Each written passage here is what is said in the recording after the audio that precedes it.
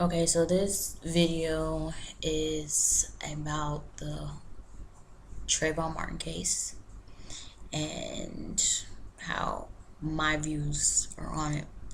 Again, these are my opinions. I am not wanting, nor do I care really what anyone else have to say about it, because some of the things I'm going to say is going to be a little bit controversial, but it's okay. All right, I'd like to first off by saying that um, my heart goes out to the parents of Trayvon.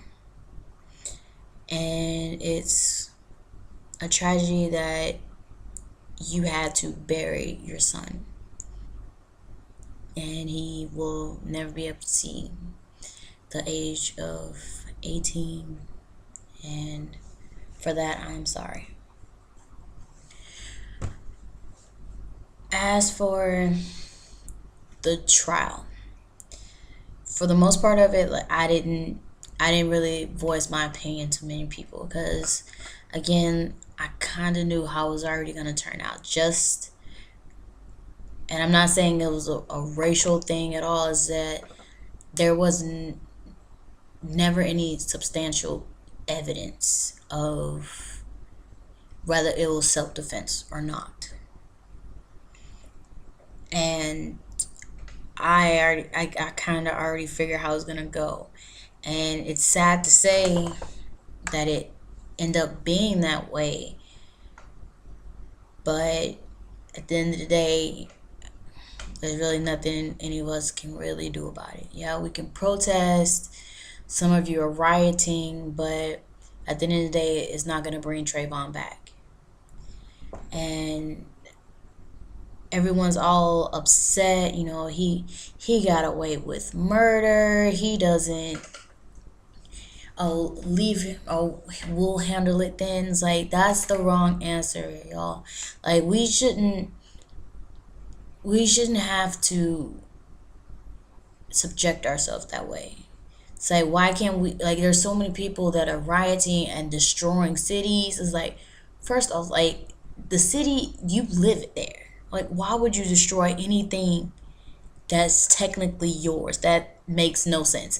And no, I'm not condoning any of you to go somebody else's city and destroy things. Like, no, do things peacefully. You can protest, you can petition, make a foundation, something, so this won't happen again.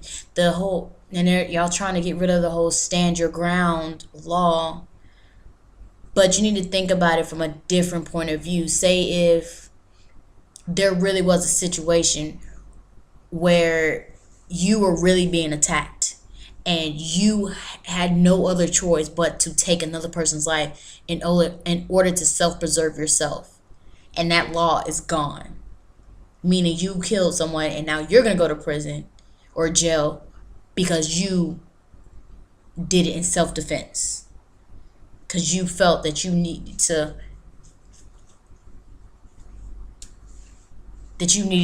do whatever you had to do to protect yourself. And that law's not there to protect you. It's like, no, it hasn't really worked for many people. Yeah, I worked for George Zimmerman, and there's that other female that didn't even shoot anybody. Like, I agree 100%. Like, she needs to be released. But that's besides the point. She shot at a wall or like their ceiling or something. That was just stupid. That's something that definitely needs to be protested. She needs to try to do something, appeal that whole system, because that was messed up. Like, she's really sitting in prison because she shot a weapon, not even technically at anyone. It was really warning shots. That's dumb as hell. But, again, besides the point. This is about Trayvon. And last Sunday, which was the 21st, while we were in church, the preacher, he mentioned George Zimmerman's name. And there were so many people who got angry. So many people that really focused on the wrong thing. And Me myself, I didn't. I yes, I heard George Zimmerman saying, but I had no feelings toward George Zimmerman at all whatsoever. My feelings went out to Trayvon Martin, the kid that was just barely 17 years old, that was innocent in what he was doing, who had all right to be able to walk from the store to his house with no issue, and his life was taken. And I can understand some of you with your, I can understand your anger, but you need to, my personal opinion is that it needs to be focused in a different light. And I will say this in this way: the way our preacher, he presented it, he said, well, we're all brothers and sisters of God. Like, he's our father.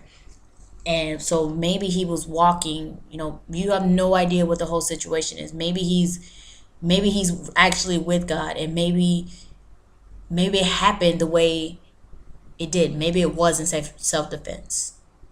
Maybe it was. None of us will ever know, because no one actually saw what happened. You can only go by what the evidence says, and what George Zimmerman say, really. And I get what the anger comes from. Like, I really do. Like, a lot of it, even the evidence doesn't make complete sense. There's some things that are inconsistent. George Zimmerman lied about things. He changed the story up a little bit, but for the most part, it's like, yeah, he got away. But it's not for us to try to take it in our own hands and try to bring judgment down on him. If it truly was that he killed, straight out just killed Trayvon, oh, God will get him. Oh, he will, in some way, shape, or form, he will get him, and it will hit him a lot harder than what any of you can do out here in the world. You all just need to know that it needs to be in God's hands. And I'm a firm believer that God, he only takes the best. Like, I'm in the military, and I had quite a few friends who were the best people that just so happened to be killed during battle. But there's so many people that said, well, this person, like, they're a complete, you know, douchebag. Like, they don't do anything. They didn't help. Blah blah blah. They could have, why can't he take this one? Because God just won't take anybody. He wants the best. He wants his angels out in heaven. And you never know. It's like this whole case could be a lot bigger than what's seen right now on the surface. There could be something marvelous that comes out of this.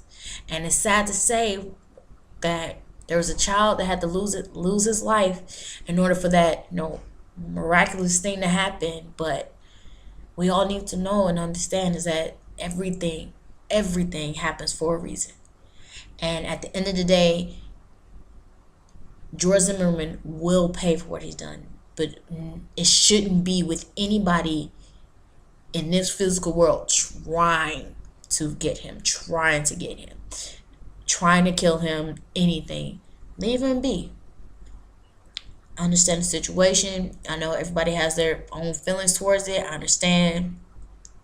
Actually, the Martin family are actually really close to my family. And again, my heart goes out to them. And again, I'm truly, truly sorry for your loss. No parent should ever have to bury their child. No, that is, I don't have children, but I know that's like the most heartbreaking thing in the world. And I just want you guys to understand is that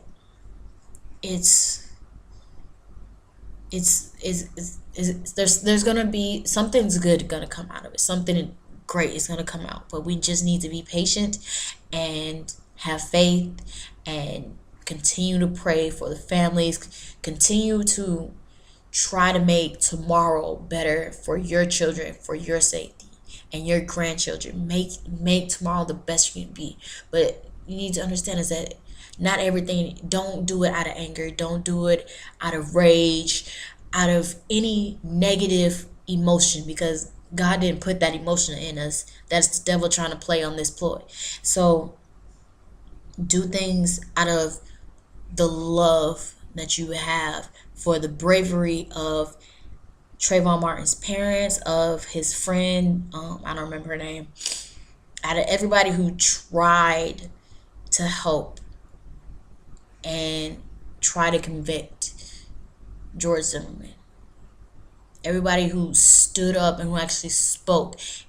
Everybody that was in this situation. And just find some kind of peace. Help out with something. There's always something that can be positive. Turn everything that's negative, turn around to a positive. Give it up to God's hands and he will make it happen. And that's really all I really wanted to say. And I really hope that some of you understand and not do things out of anger, not, and have love. You kill more with kindness than you ever can with evils, anger, anything. Kill them with a smile. Kill them with peace. And I hope and pray that each of you get something out of this and understand something, because there's a lesson in everything and there's always a silver lining. And I hope it reaches you. And again, my heart goes out to the Martin family. I'm very sorry for your loss. And I hope one day you can make peace of what happened. Just give it up to God and he'll give it to you.